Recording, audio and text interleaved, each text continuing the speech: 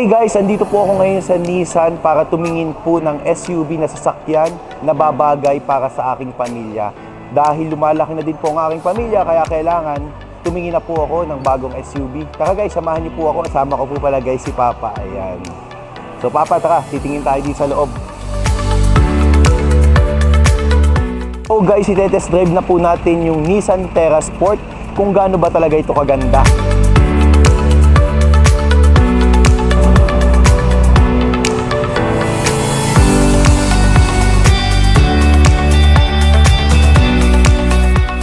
So guys, meron na din po pala siyang MOD, Moving Object Detection. So guys, di ba may mga camera po siya sa gilid. Ayan, kapag may bata pong gumagalaw, ayan, ma-detect po niya, lalabas po siya sa dashboard.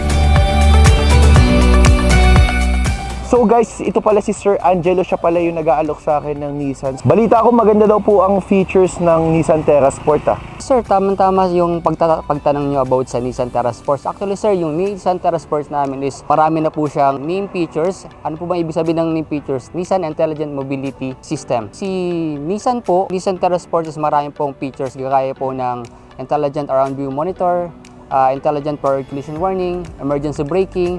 Meron na rin po kaming Hill Start Assist, and meron din na rin po kaming Moving Object Detection, at marami pa pong iba na kagamit-gamit, especially sa mga drivers at sa mga nag-uumpisa pa lang mag-drive.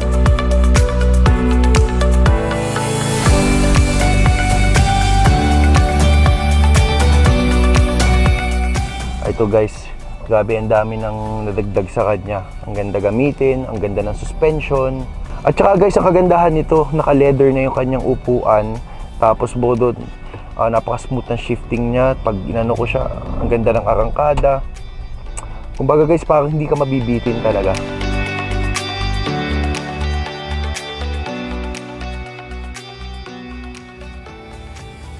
Ako po pala, nakapili na ako ng kukunin kong SUV. Ayan, so ang napili ko pong kuning SUV ay Nissan Sport Terra. So yan, natuwa po kasi ako sa bagong features niya. So natuwa po ako gamitin.